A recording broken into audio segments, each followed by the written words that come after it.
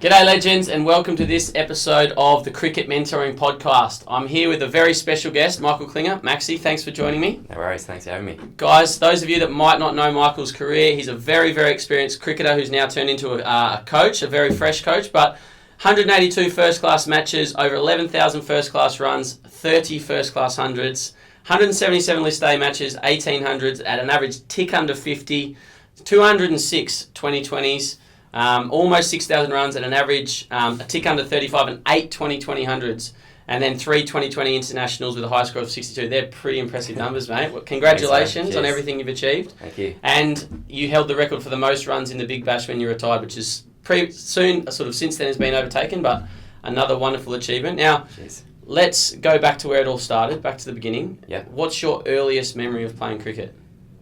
Probably earliest memory was as a 3-year-old. My older brother was 7 years older than me playing junior cricket. He was playing under 12s, and I just remember walking around the boundary with a cricket bat and a ball in my hand and just hitting it and then chasing it, hitting it again. So it started like that, watching my brother play, and then from there playing in the backyard. And our backyard originally was pretty rough, and my dad ended up making a synthetic pitch for us to play on, not full length obviously, but so they're the earliest memories I've had going, back a long way now. And was it all the normal rules, electric wicky and one hand, one bounce and all those things? Did you have anything special in the garden that made you play a certain shot? Yeah, we had the ball was right next to leg side shot, so if you hit a pull shot off your pads, it comes straight back at you. So you had to make sure you hit it a fair way in front of square, which probably helped me play a bit straighter, which was good. But we had a gate sort of probably in line with third,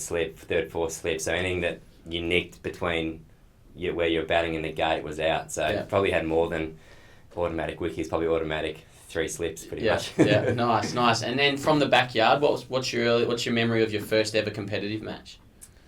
First ever competitive match, I was 8 years old playing under 12s. I remember it clearly. We played opposite at Faulkner Park, opposite Alfred Hospital, and I got asked to open the batting. It was 25 overs per side, and I finished on 8 not out in 25 overs. I was that small, I couldn't hit the ball past 20 metres. You obviously valued your wicket. Yeah, I valued my wicket, so I don't know if the other kids were that happy with me scoring so slow, but that's just the way it happened. It wasn't because I wasn't trying, I think. The other guys must have got runs behind me, around me. I don't know what the actual score was. But And then at what age did you start to take cricket quite seriously? What age did you think, I love this, I want to practice hard? Maybe not just yet think I want to play professionally one day, but what age did you really start to get into it? Probably 11, 12. There was there's competitions when I was growing up. It's probably all changed now, but the under 12 competition was called Mitchell Shield, which was like a regional competition. So if you play for your club, you get picked to go represent your region. And then under 14s was called Hatch, and then under 16s Dowling Shield, which was like the premier cricket under a 16 comp. So probably the earliest was 11 when I first made that Mitchell Shield team, and then started taking a bit more. I played a lot of sports as well. I played tennis, I played AFL, so I enjoyed other sports up until probably 14, 15 that's when I started to take cricket a bit more seriously. When I was lucky enough when I was 15 to get put in the first grade side at Paran where I was playing at the time, and sort of all started from there. Wow, that's young to be playing first grade. What's your view on kids these days playing multi-sports? There's some research and science that says it's good. Yeah. Some people who get to the absolute elite, Serena Williams comes to mind, have focused on one thing from a young age. Where do you sit on that?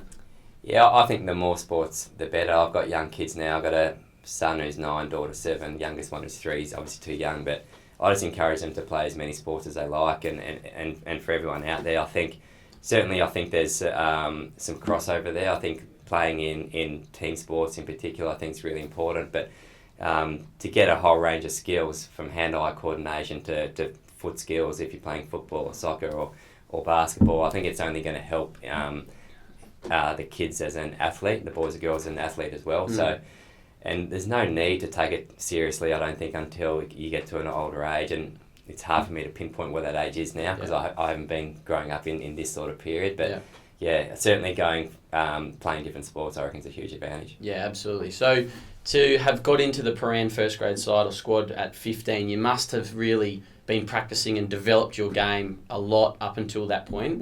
What was it like for you as a 13 and 14-year-old? Were you practicing every day, or was it still a couple of days a week? And how did that period look for you?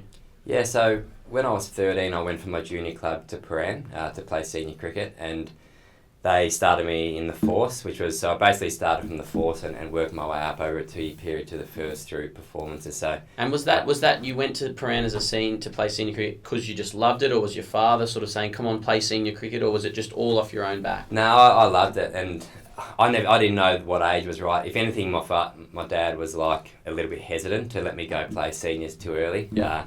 But he spoke to the guys at Paran Cricket Club, and they encouraged me to come and try out, and they had a couple of good senior guys there. So went there, and as I said, over a couple of years, played thirds and seconds, and eventually got my way up. So and was lucky enough, I think it was second last game of one season to play as a 15-year-old in the first. But it's quite funny because that season there was a under-17 championship, so I got picked in that when sort of the 2 years below the top, and I remember I had a shocker. It was in Victoria and Geelong, the games, and I came out of that really despondent. It's a good message to all the boys and girls as well, because I think I scored, in 5 or 6 games, maybe 40 runs, and that was it.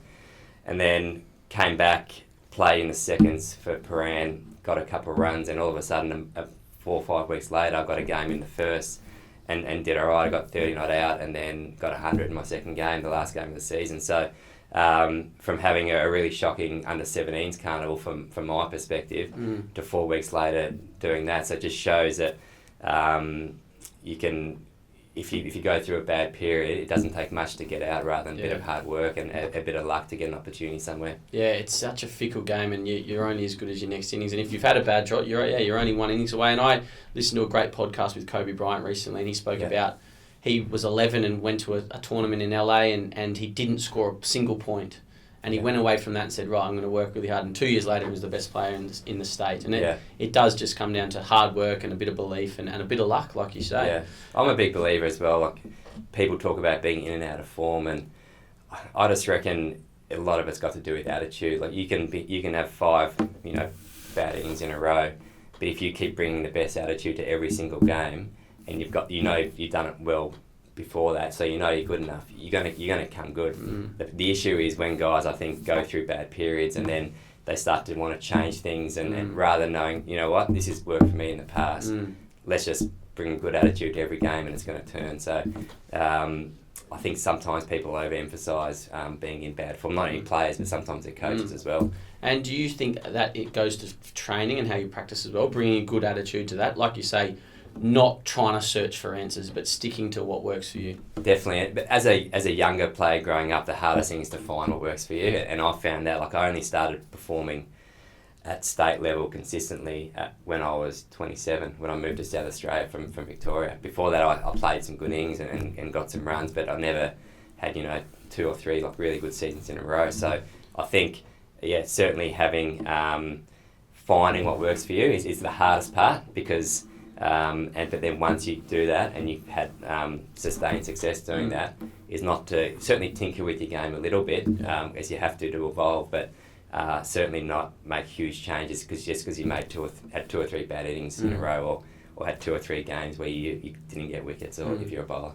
I listened to a great podcast yesterday. I was driving around Melbourne, and it was Mark Howard interviewing Mike Hussey, and Huss spoke about how, I'm not sure what age he was, but he started to, whenever he had a good day, he'd write down everything he could about that day, how he felt, what he thought, what he ate, blah, blah, blah, and he'd put that in a drawer. And then a month later, he'd have another good day, and he'd write everything down. And then over time, he had a bit of a blueprint into what he'd do when he had a success. And I think that's a really good lesson. I sort of encourage the athletes I look after and work with to try and, once they have a good day, they've got a recipe there to try and unpack and work out what it is, because that's how they can know what their best is, isn't it? Yeah, when you're trying to find your way and work that out, that's a great way to do it. And Mike Hussey's a legend of the game, so if he's doing it at work, then it's certainly something for the boys and girls to try, because it can't hurt. No, absolutely not. It takes a couple of minutes of your time, and if it's going to help your game 10-15%, then why not going forward? So moving forward, you've made 30 not out and 100 in your second first grade game. Season ends. you're still 15 years old. Were you incredibly motivated and thought, wow, I can really do this? Is that when you started to think, I can play at a higher level? I can maybe play Shield cricket in Australia. When did you start really getting the bit between the teeth and thinking, I want to play at the highest level? It's probably after that, and because what happened after that was I got asked to go in the under-19 squad, which was called the Victorian Institute of Sport, so it was run by the Institute back then. There was a coach called Neil Buzzard who ran that, and he invited me to come to fitness testing. You had to do, back then it was beep tests, and I think it was a week after or 2 weeks after that last club game. And got asked to join the winter squad training and then played under-19s for the next 3 years from there. So once I got invited to that squad, it's when I probably gave up footy, AFL, when I was about 15 and started to concentrate a bit more on my cricket. That involved also that VIS program was a lot of fitness based as well. So it was my first introduction to being more professional and having a weights program, which I never had before, and keeping myself fit as well as obviously the cricket side of it. So that was when I started taking it a bit more seriously. How much throughout your career has your importance on fitness, how important has fitness been to you throughout your career, I suppose? Yeah, for me, it's one of the most important things that I've trained on throughout, because I certainly felt the difference when I was playing, when I felt fitter. But also, more importantly, I think in probably the second half of my career, when you have to start playing all formats. I went over to England for 7 years and had to play 3 formats of the game. I was playing 12 months of the year, so it's really important to keep yourself physically fit and strong to be able to maintain that. And a lot of it was to do with not getting injured, not so much about making sure you're looking big and strong. It's just making sure you're fit enough and not getting injured. And I thought it helped me, in particular, playing long innings. So in 4-day cricket, being able to bat for a day and a bit. Yeah. In T20 cricket, when you're on the go all the time, one of the reasons I think I got quite a few T20 hundreds was because from overs 15 to 20, I was fit enough that I could still concentrate well and I could execute my shots. Whereas often when the guys who aren't as fit, you lose concentration or you lose focus as well. It's not only the actual physical part of it. Yeah.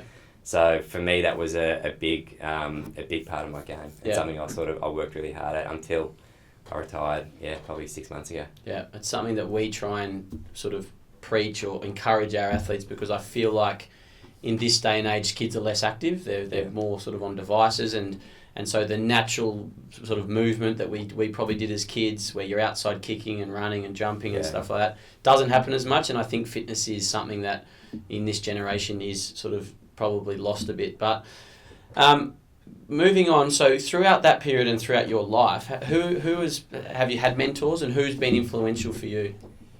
Yeah, I've had a private coach since I was quite young. His name's Joey Silver, and I still speak to him, weekly now. And obviously not as much about cricket because I'm not playing, but he was someone who I worked with a lot in the indoor centres during the winters. That Neil Buzzard, who was the under-19 VIS coach, for me, he was brilliant. He gave me every opportunity to get the best out of my ability from a training point of view, asking me to come to the VIS when I was only 15, which was unheard of really at that time, giving me access to those facilities, winter training, and I think he just excelled or sped up my, my skill work and also fitness program, getting into those underage competitions, the under-19s and that. So he was great for me. And then obviously I've had guys coming through I've had a lot of coaches. I've played for 3 states and played in England, and probably I know he's the Australian coach now, but Justin Langer, who was my coach at the back end, I think I've learned a lot from him, the way he went about it. We're quite different characters, but just the way, more about his one-on-one stuff with the players. And when he asked me to come over, the thing that stood out to me was he just took all the pressure off straight away. I was on a phone call, I was in the UK at the time, and he just said to me, I want you to come over. We've only really got 1 or 2 senior players. It was Adam Voges and Michael Hogan at the time. And just want you to be a good senior player, good to all the other guys in the team, help develop them coming through. And I don't really care if you get runs. So all of a sudden he just took pressure off. And it's probably no surprise I came over my first couple of years and scored 1,000 runs first year and started and played well because He and I don't know if he environment. did it. Yeah, I don't know. To this day, I haven't actually asked me if he did that deliberately. Or if he actually just really didn't care if I was going to get runs or not. But whatever it was, it worked because it took the pressure off and I was able to come in and relax and yes, develop the young guys, but also perform okay myself. Yeah, what a great message, and we'll get on to your coaching sort of shortly. But transitioning from, so you're in the grade system, you're in the VIS, you're playing under 19s, transitioning from that junior rep cricket and grade cricket, how did you then break into the Victorian first class team?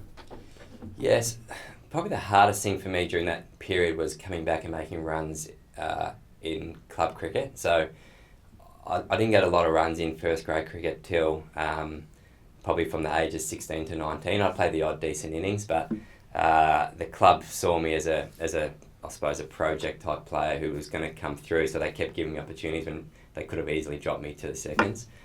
And I think once the way I actually got into first class cricket was through the cricket academy. So back then it was based in Adelaide, and from October till Christmas time, you played in the second 11 competition. So it's exactly the same as playing second 11 for WA or Victoria.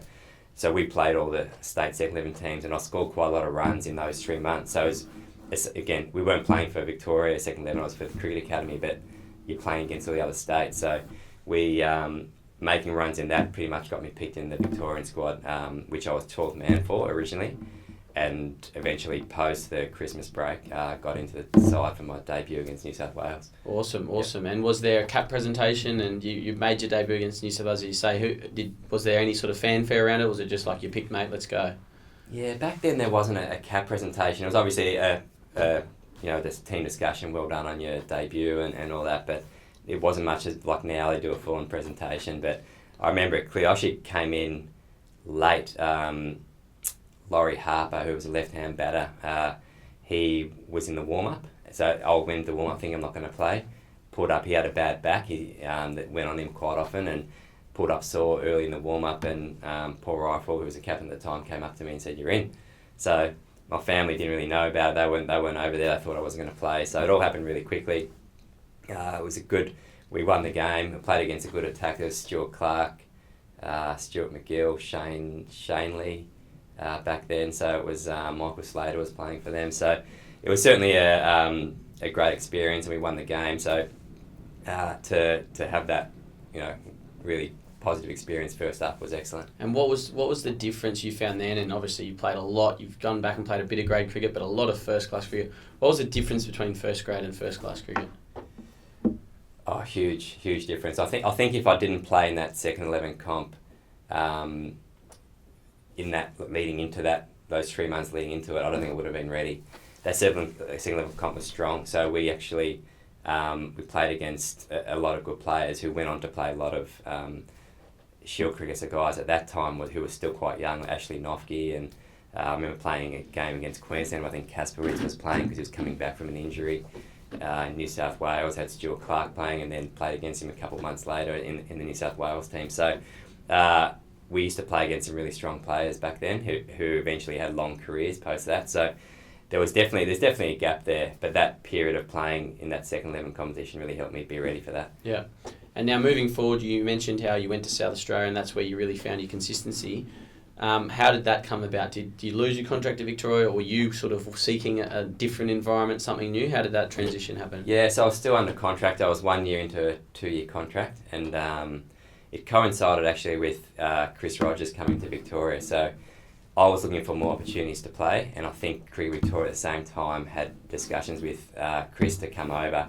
So it sort of worked out well being top order batters. He came in, I went out to South Australia, who had a pretty poor sort of couple of years before that, and they were looking to start fresh, and so they were keen for me to come over. I spoke to Cricket Victoria, and it was actually a mutual decision that it was best for both parties, and it was that's when my career took off really. I was 27 at the time, and my first game of that season was against Victoria, a Sheffield Shield game, and got 150 in the first inning. So from there, I probably started to believe myself that I could do it.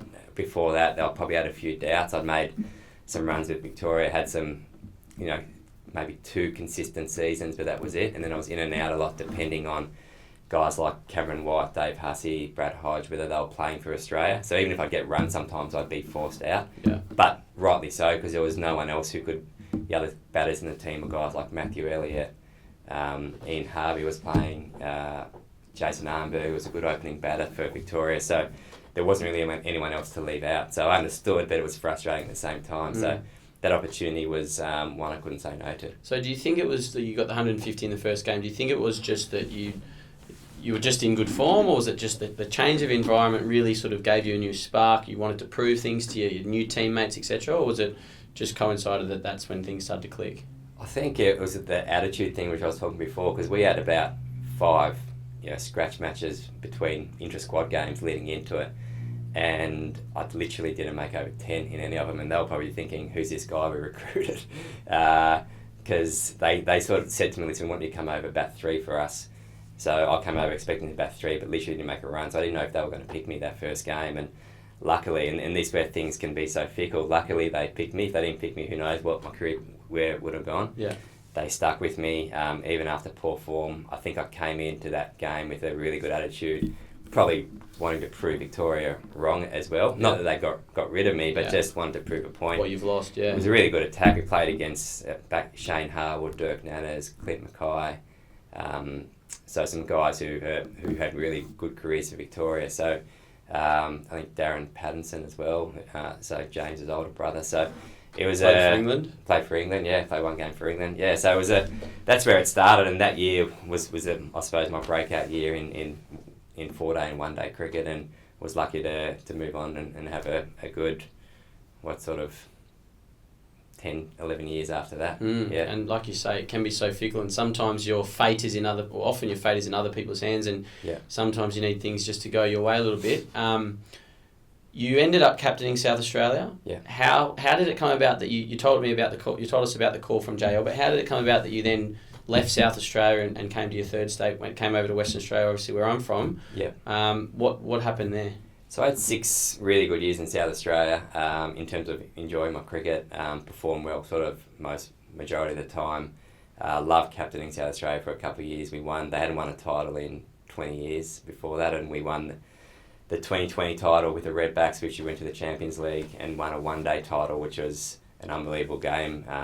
We had to defend, I think, 5 runs on the last over, and a guy, Gary Putland. Is that Putland? Yeah, I remember that game. Yeah, so that was Ricky Ponting was batting, and George Bailey. They were both, one was 100 not out, one was 80 not out. So you think they were going to cruise home, and somehow we got Bailey out early in the over, and then Jimmy Faulkner, who's ended up being a fantastic finisher at post, that just couldn't get him away that in the last over. So so it was I had a fantastic time there. What happened at the back end, we had a coach, Darren Berry, who'd come in for a few years, and he had a meeting at the end of this, as you do, an exit meeting at the end of each season. And I also had another year on my contract like I had in Victoria. Had a pretty good Shield season. I scored a double 100 in the second last game of the season, so thinking things are pretty bright for the future. And he mentioned in our exit meeting that they were looking to probably not play me in 4-day cricket. They want to build some young guys coming through, but you're still first picked in T20 and 1-day cricket. So I was a bit disappointed with that, but at the same time I left the meeting, left to England like 4 or 5 days later to go play county cricket for Gloucestershire. And just thought I'll have a good winter there, come back. Back then the 1-day tournament was just in October, so I thought come perform well in October and then force my way, make them almost impossible for them not to pick me in the Shield team. Yeah. And that's the way I left, and then it was all fine. And then out of the blue, a couple of weeks later, I got a call from Justin Langer, and he mentioned what I talked about before in terms of we'd love to have you over. We just Marcus North retired a bit unexpectedly. Had a great season that year, and he decided to retire. So they were trying to build up some experience in the group to help Vogsy out. And as I said, Michael Hogan was the quick bowler who had a bit of experience. The rest of the guys were all really between 18 and 22, who are now become established players for WA.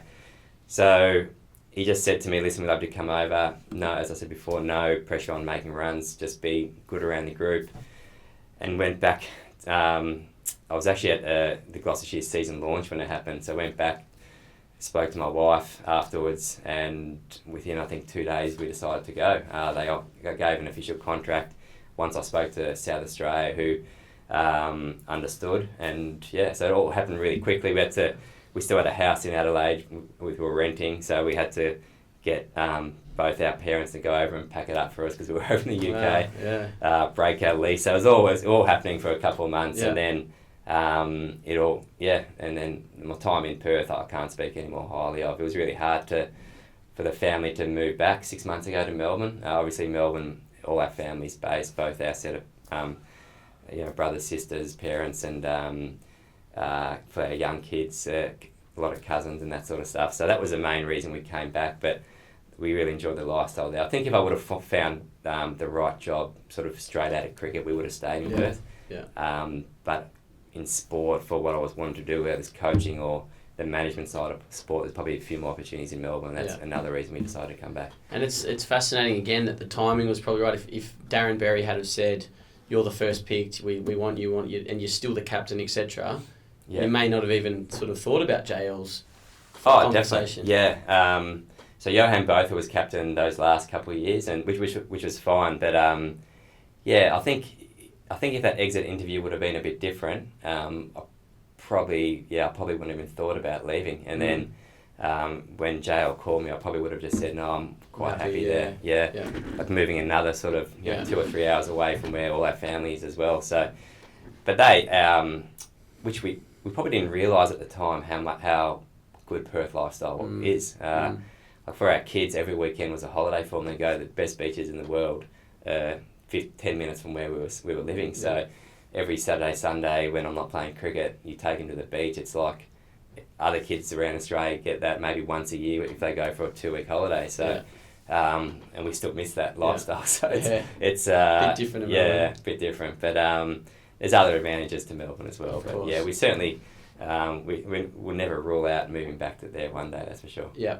Now, when you were growing up, there wasn't much 2020 cricket. Yeah. You became one of the best 2020 players in the world. How did you evolve your game throughout the period where 2020 started to kick off and to become one of the great 2020 batters? Yeah, my natural game wasn't conducive for T20 cricket, so I had to work really hard at it. I knew I could. I knew I had the skills to do it, but I had to work out, where my when I take risks, how do I make it come off more often than not? So what I tried to do was upskill the shots that I know that I was good at, and that I know that if you play them they'll come off 9 out of 10 rather than 5 out of 10. So that was my first thing I tried to do, and then I tried to develop the other areas of my game that I wasn't as good at. And you can never develop everything. Well, I couldn't anyway, to be the perfect player, but I tried over a period of time, and even up until I finished 6 months ago. Like I learned in my last season in the UK in the T20 Blast, I was still learning. I had a bad first half of the year and half of the season, and I tweaked a few things and then came good. So, what did you tweak? Can you give us some info? Yeah, I didn't actually see it happening, but our batting coach pointed out to me that my bat was going a bit behind me in my back lift, and one of my strengths was cutting and pulling. And I got out like 3 innings in a row, caught a deep square leg trying to pull. And I'm thinking, well, I thought maybe I'm just getting old and my eyes were going or something like that. And he pointed it out to me, and I watched the video, and we could see that was literally going back behind me. So what that meant, instead of taking, just an example, half a second to contact the ball, it was taking 1 second. So I was late on the ball, getting caught at deep square or fine leg, which normally I'd either whack him on the ground for 4 or hit him over the top for 6. So I literally changed it at training. So I just try to stand a little bit lower in my crease and keep my hands in tight with my bat facing more to second slip. So you were consciously focusing on where your hands were? At training I was, but not in the game. Yeah. So I didn't want to think about it in the game. So it took me probably 2 sessions to get it right. So what I just basically did was shorten my back lift to give less room for error as well. So shorten my back lift, take it out to like a second slip position. Because I reckon even if I was thinking doing that, but I kept a bigger back lift, naturally or instinctively I still would have taken it behind me. Yeah. So the main thing for me was to shorten the back lift, and then all of a sudden, because I got got out 3 or 4 times hooking and pulling, Everyone teams just started bowling short to yeah. me. And then for the next 2 games, I was whacking him again. Yeah. So where I was probably in the opening partnership I had with a young kid called Miles Hammond, who was I've done some work with Miles, yeah. naturally talented, unbelievable T20 cricketer. I'm surprised he didn't get picked up in that 100-ball competition, because he was the one who naturally got us off to good starts, like quick starts, and I'd be more support role. Whereas for the next 3 games, just by my few changes I made, I was the one who was getting us off to quick starts, just by them bowling short and me nailing him. And then teams had to then change, because they saw there's a lot of reviewing, a lot of analytical stuff now where you watch games that guys are batting, so they had to change, and then they had to bowl different areas. So it by making one small change, just opened up my game, and that's the importance, I think, of having a really good coach as well, who is Owen Dawkins, who's a batting coach, and I didn't do a lot of work with him throughout, just because he worked with the second 11 a little bit as well, but he just saw it, and it's amazing. You don't have to overcomplicate batting, but if you can just change something slightly, how big an effect it can have. It's interesting. I did a session this morning at Albert Park with a couple of young guys, and one of the young guys there, 15 years old, decent little cricketer, he was taking his bat back to fine leg, similar sort of thing. But do you think that the best players all talk about tinkering and trying to find ways to be better? And obviously you'd seen something was going on. I think for the young guys, it takes a lot more practice, whereas you're more experienced, you know your body better, you know the game better. 2 sessions, you can make a pretty significant change. Yeah. Oh, definitely, it will take longer for guys still developing, but it's worth doing it if you're trusting your coach with which guys should be, and they're advising you to make a change, as long as it's not a huge change, depending on game, but just trust them to make that change, because the difference it can make can be huge. And ever since I made that change, all I do now when I watch guys batting is where is their backlift going behind, and I've seen it in quite a few batters, and all of a sudden all right, that's what's wrong. That's what's putting, and it's only something small, puts them out of whack for half a second. But so that's I wasn't. That makes a difference. So I was missing out on cuts, which was my strength as well, because again, taking longer to hit it, and then once your bat's out there, or not even, as long as your hands are still in tight, it just opens up all areas, because you can hit straight, you can then cut again, you can pull and hook again. So that was a one change, and if anything, like I look back. I didn't have a great Big Bash season the season before, and no one actually pointed that out to me. And I'll look back at some footage, and I was doing that. My bat was going behind me, so I was sort of a bit annoyed that I didn't see that earlier, because it could have made myself, finish off with a better season with the Scorchers as well. It also made me wonder whether I can keep playing, because maybe I found that out, and I'm starting to bat well again. But it was the right time for me to finish. So, throughout your career, did you ever do much video analysis or video review of your own game? Did you look at things and sort of try and pick it apart, or did you just play and trust your game and your coaches? Yeah, I did. If things weren't going the way I felt it, when I felt really good and batting well, not so much even making runs, just feeling good at the crease, I knew that everything was working well. Especially if I was hitting the ball straight well. For me, that was the main thing. I felt, if I'm hitting the ball straight well, it means my weight has to be going through the ball, my head has to be in good position, and then everything else will take care of itself. When I get a cut, I'll hit it. When I get a pull, I'll hit it. So that was, for me, that was the main thing. And when I felt that was a bit out of whack, that's when I'd go back and just make sure I'd check a bit of footage. I was very big on watching opposition footage before I played them. Like, for me, I wasn't as naturally talented and as good a striker as your Aaron Finches and your Glenn Maxwells now. So I had to find an advantage. So for me, I used to watch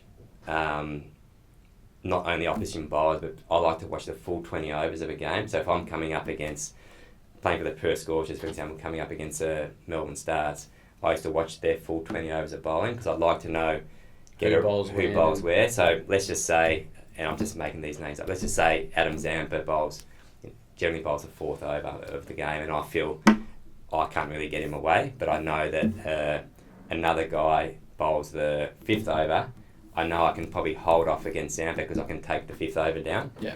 And I used to like to find patterns about who bowls where, and then what fields they've got and where you can target. Exactly. And just the bowler. Like there are some bowlers you just have a bit of an edge on, and there's others who have the edge on you.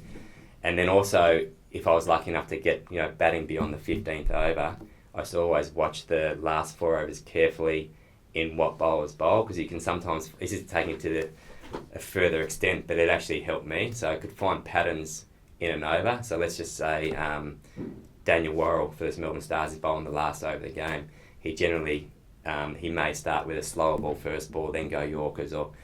And again, I think the hundreds I made over the period of time, that helped me a lot, because again, it might only work 5% advantage, but if you can predict or know the ball the guy's going to bowl, makes a huge difference. And guys listening or watching this, this is not for everyone. This is obviously what's really worked for you. But in the moment then, did you recall, okay, I know he's going to Worrell, slower ball first ball, I'm going to set up, or did it just, you had the information in there somewhere and you just were able to then play subconsciously? Yeah, I think you still got to play reactively and subconsciously, but you know what their tricks are. So it's more for the ones where you think, all right, when he goes Yorker, does he go wide Yorker or straight Yorker? The guys that go wide Yorker, you set up full.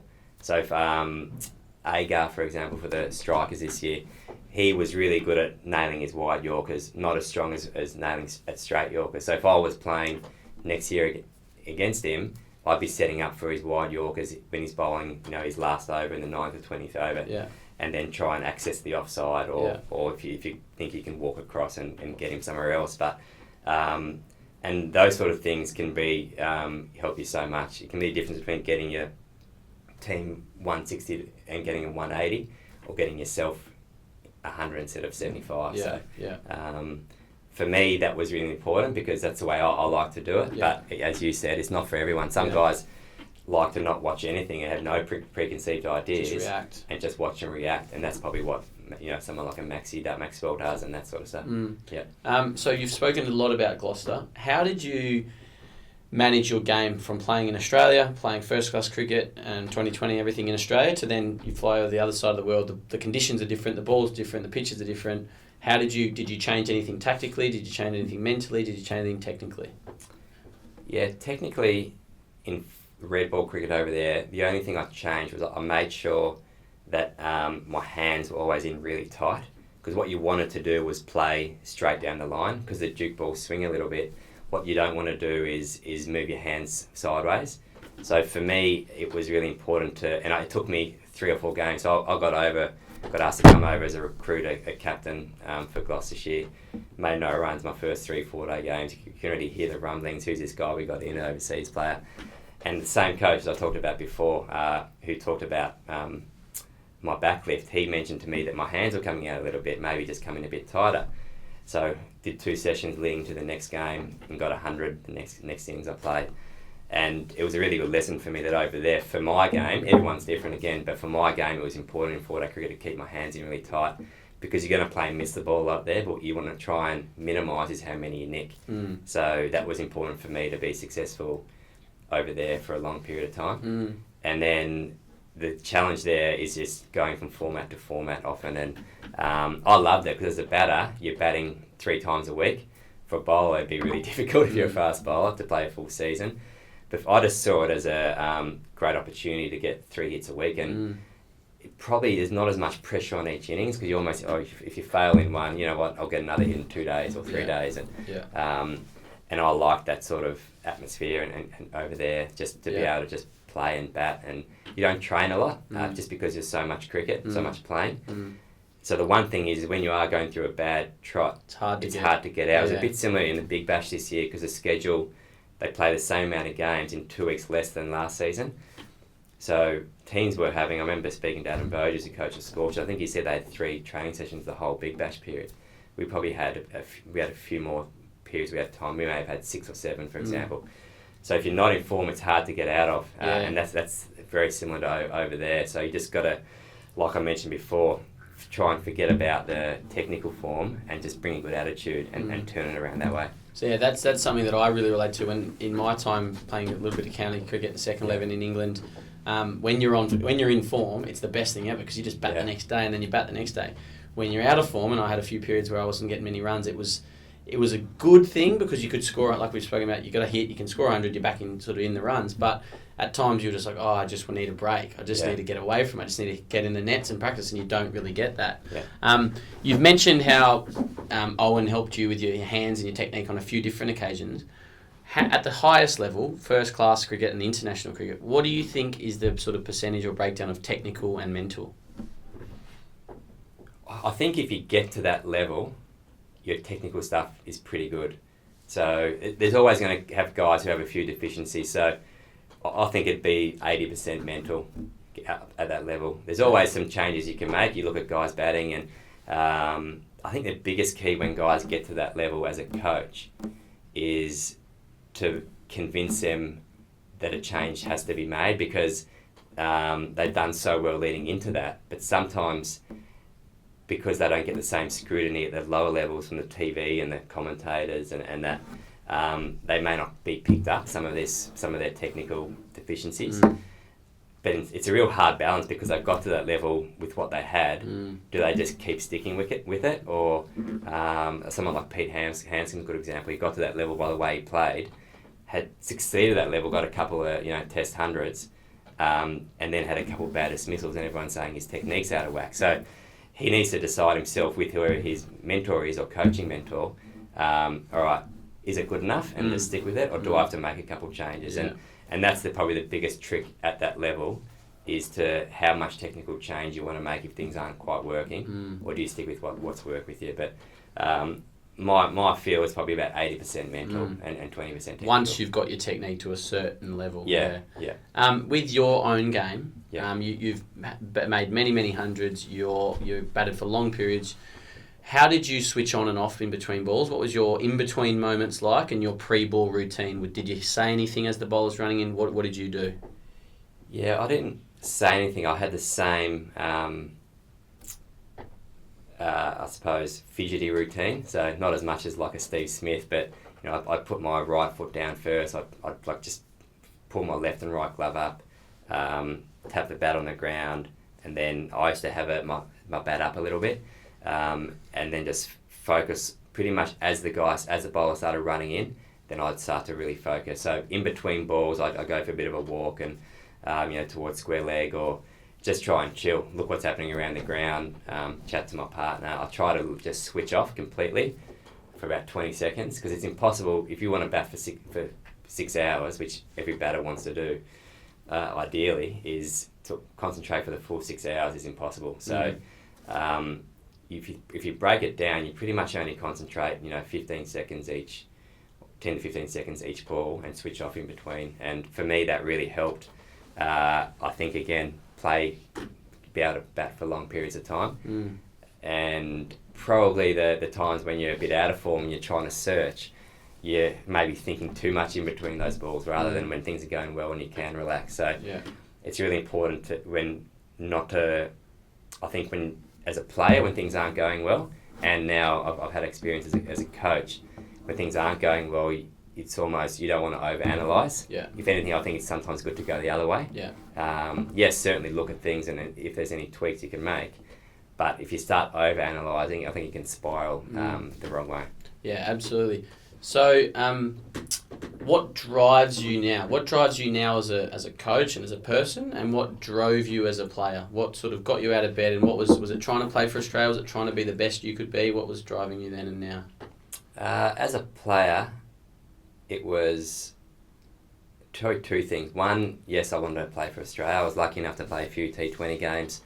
I think if I would have performed as well as I had from 27 onwards when I was 20, I would have played a lot more cricket for Australia, but it was probably my own fault for not working things out and playing well enough early.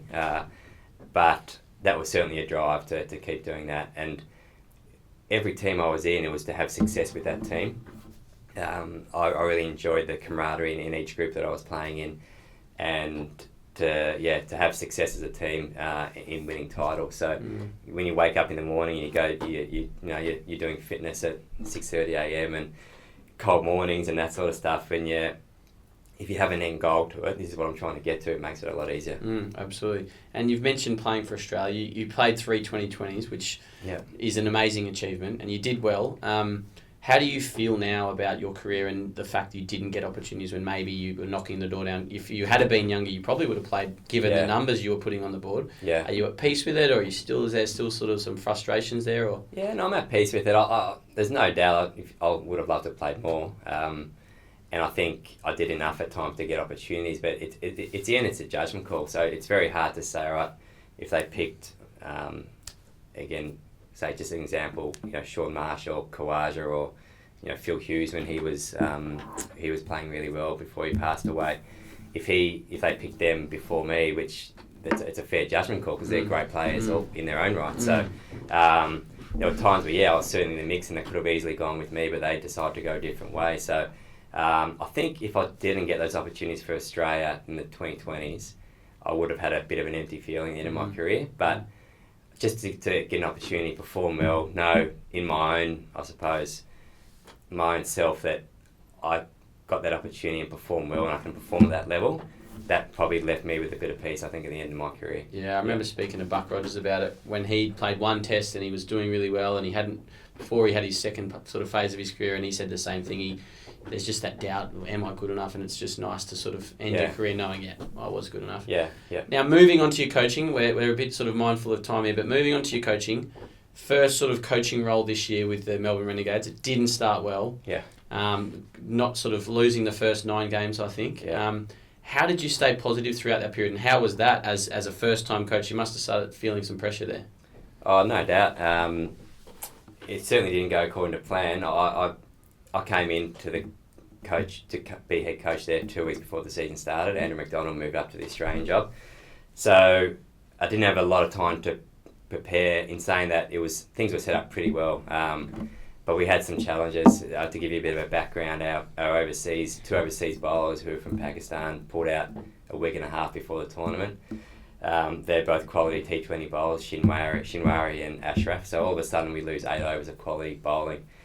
And then when you're looking for replacements, there's international cricket going on, there's Bangladesh Premier League going on where guys get paid more for 4 weeks' work rather than coming out to Australia for 8. So there's a few restrictions. So we felt we got some good replacements, but one got injured, did his hammy a few games in. Richard Gleeson, who's a great performer in the UK, 20 blasts over the last few years, probably didn't perform as well as he and we would have liked, and it put us just behind the 8 ball a bit. So anything that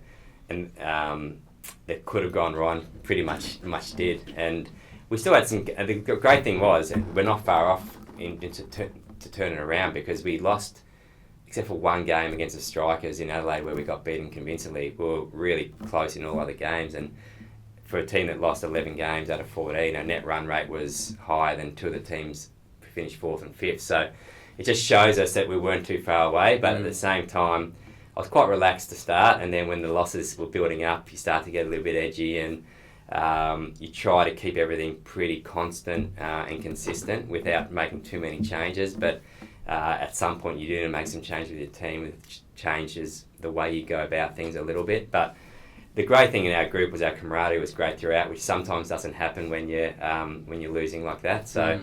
And I think it's because everyone knew how close we were, and we weren't that far off, but we just didn't probably have the match winners that the Renegades had in the previous year. We had a lot of batters batting well in terms of numbers, making 40s, 50s, but not getting the 70-plus scores to win us games, and our bowling numbers were just down.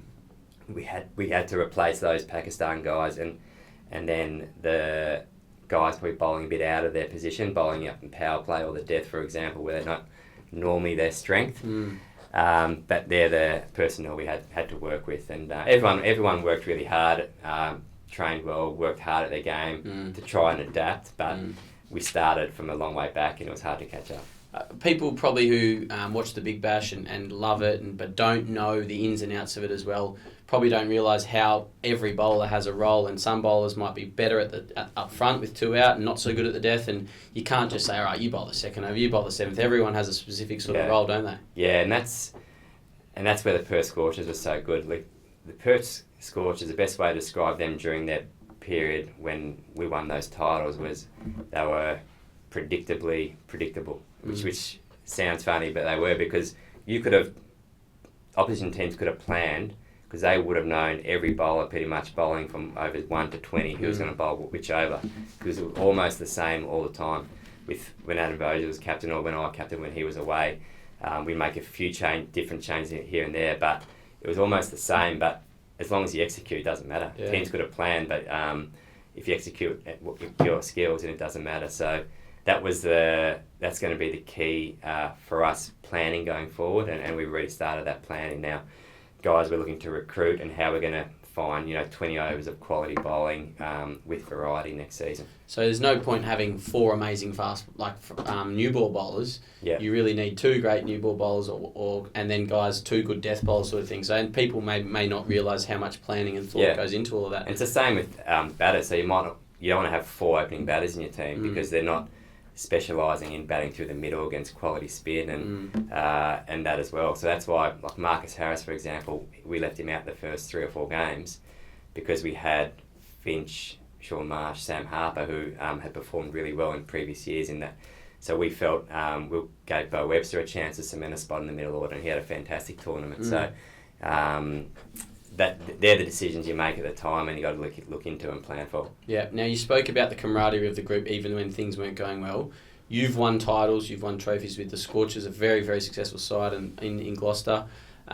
What makes, and it sounds like the fact that they were able to, or your Renegades boys were able to stay together even though the results weren't going away. What do you think makes a good culture or a good environment? Yeah, I think each team's different. So for the Renegades, for example, it was guys coming from different states and all staying in sort of the same hotel, mixing really well together. You had some Victorian guys there as well. So socially, it was a really strong team. With the other way of looking at it, at the Scorchers, almost everyone was from Perth. So you're with each other 12 months of the year, so everyone got along really well. Knew each other inside out. And everyone socialised. Everyone lived within 30 minutes of each other. Perth isn't a huge town as well, so you'd meet at the same places for coffee or a beer after a game. So there were 2 different setups, but equally as good. So in terms of building good culture, I just think it's about guys really caring for each other. The same as leadership. I think the best leaders are the ones who, very simple, lead by example and show genuine care for their teammates, or if you're a coach, for the players underneath you. So if you're doing that as a leader, then you're going to be a strong leader going forward without complicating it too much. And so culture-wise, I think it's the same. If you show genuine care for your teammates and the staff, and showing them respect, then I think it leads to a really good culture. So do you think, is that what you try and sort of do in terms of your coaching? Is that the most important aspect of coaching, do you think? Caring about the people? Oh, definitely. If you show individuals that you care about them, their games, and you want to make them better, and also care about them off the field, that's the key, I believe, to building strong relationships. In Big Bash, again, you come in for 2 months, so you have a small impact there. Someone who coaches both, for example, Adam Voges in Perth, where he works with the team, a lot of the guys 12 months of the year, he can have a bigger impact because he works over a long period of time. The Big Bash is so frantic, in particular this year with games condensed. You don't get a lot of time for that. You do as much as you can, but when you're during a Shield game and when things are a little bit more relaxed, for example, and you got a bit more time off in between games, that's the key, I think, to coaching, is in building those strong relationships with players. And that's probably my strength as a coach. So I didn't probably get to show all of it in a T20 setup coming in 2 weeks before the tournament, still getting to know a lot of the guys, where I'm hoping down the track, if I get to coach, a state setup along with the Big Bash team as well, then you've got that opportunity to really build those strong relationships with the players.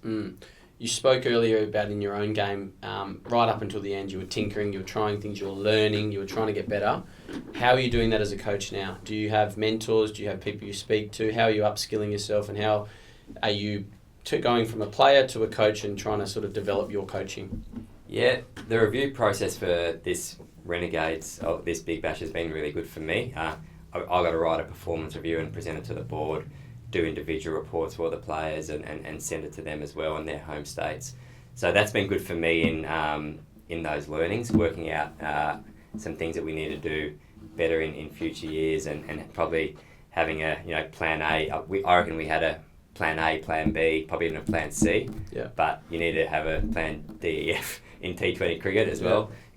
As we saw this year, hopefully down the track we won't have to, because we won't have injuries, we won't have guys, overseas guys, not rocking up down the track. So, but you certainly have a lot of learnings from doing those reviews and working out what strategies are going to work for us as a Renegades group going forward, whether that's personnel, whether that's list.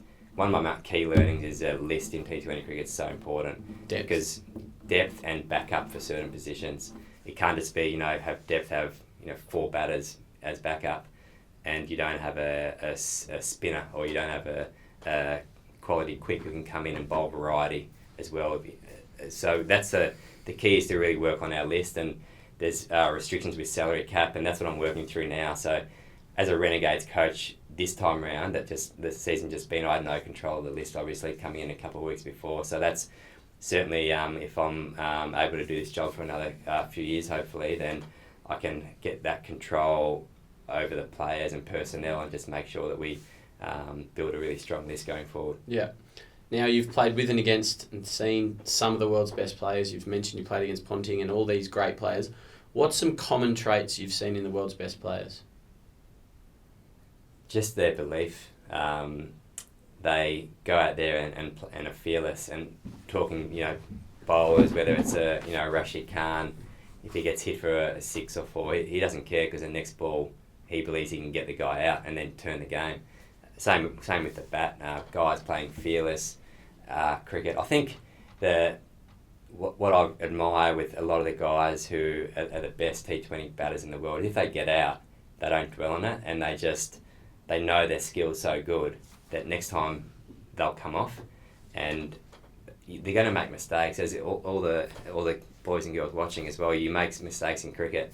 You play a full season, you're probably happy, 4 or 5 days out of your whole season, because as a batter you get 100, you want to make 150. You don't want to get out. So that's certainly, or there's only a few days in the year where you come off really satisfied, and which is a bit weird in a sport.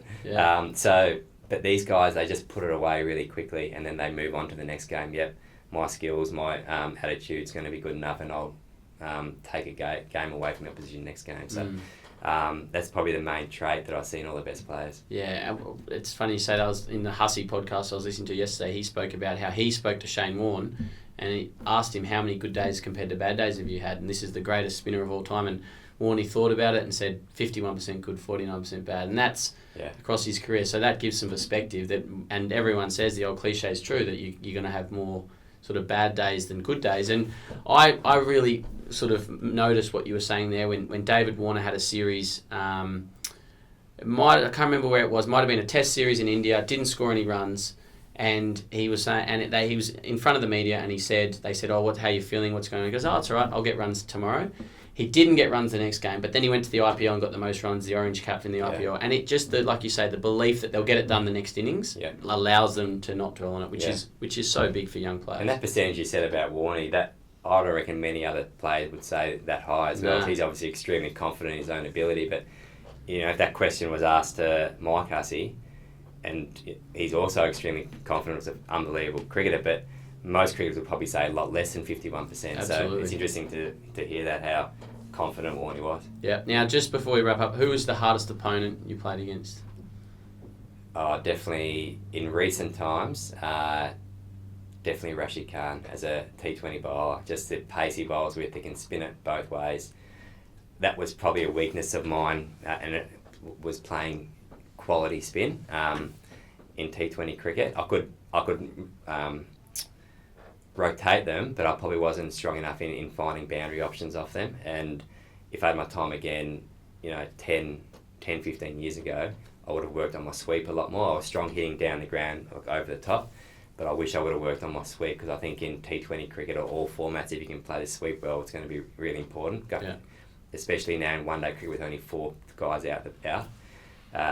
So that's probably one thing. And when I first started, I found Michael Kasparitz in Shield cricket really tough, because he came really strong guy, bustled in, and then he just bowled these beautiful outswingers, and then bowled one that sort of just went straight through. And I don't know if he meant it or not. I'm sure he did because he was so skillful, but he was just extremely difficult because you didn't know if both balls looked exactly the same angle to first slip or second slip.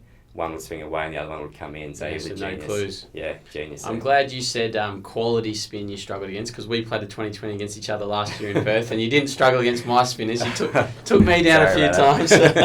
Now, what's next for you? Hopefully continue to do with the Renegades. So I've got a review tomorrow with the board, so hopefully that goes well, and I can keep doing that for the future years to come. I'd love to coach full time and move into that scene, so hopefully opportunities will come up, maybe within a state system in Australia, or potentially some jobs over in England in county cricket or something like that. So it'd be nice to stay in Australia with my family based here, but it's more about just finding work 12 months of the year now, because if you're coaching Big Bash for 2 months, the other 10 months you got to fill in from a mental perspective to keep busy, and also financially to keep running. I've got a family with 3 kids as well, so working through all that out now over the next few weeks, and hopefully some opportunities come up. Yeah, well, best of luck, and I'm sure there'll be many sides out there who would sort of kill for your services with your experience and you as a bloke. Now, final 2 questions we ask everyone on this podcast is, why did you play cricket? I played one because I loved it, but I love the competitive side of it, and probably I love the competition. And if I'm honest, the thing I'm missing from playing is just that competitive streak. I get it a little bit with coaching, which is really good, and probably one of the main reasons I went into coaching, because I felt like I needed that competitive streak. So yes, I loved it, but I love the competition as well. Yeah, and final question, what's your definition of success? Individually, getting the best out of yourself, no doubt. But winning in a group, and I've been lucky enough to do it with a few different groups, it's the best feeling you get, because you get to share that experience with, 11 of your 10 of your other teammates, or if there's a squad of 20 and the coaching staff, and you never lose that. So when you get an opportunity to play in a good team and to win a title, and that can be under 12. I remember playing an under 12 premiership, under 14 premiership, and then lucky enough to play some at senior level. So those experiences are the things you never forget. Yeah, awesome. Well, that's been a fantastic, fascinating hour and a bit. Maxie, thank you very much for joining us. Thanks very much. No doubt the viewers and listeners have got so much value out of that, and we wish you all the best for your future. Thanks. Thank Cheers. you. Thanks, guys.